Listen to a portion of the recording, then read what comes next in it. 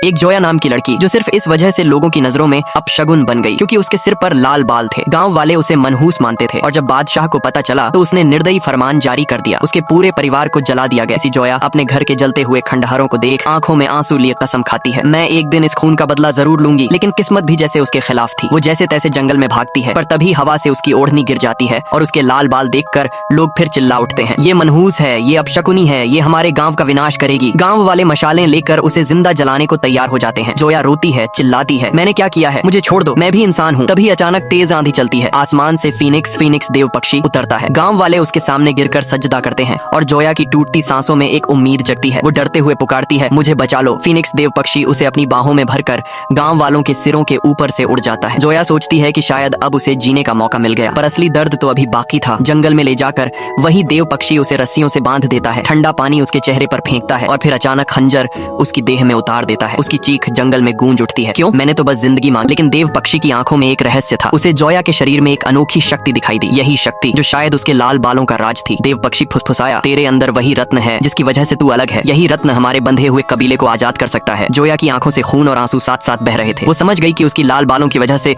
लोग उसे मनहूस समझते रहे, पर असल में वही उसकी सबसे बड़ी ताकत थी। अब सवाल ये था, क्या वो अपनी जान देकर फीनिक्स कबीले को आजाद करेगी या फिर अपने परिवार की मौत का बदला लेगी।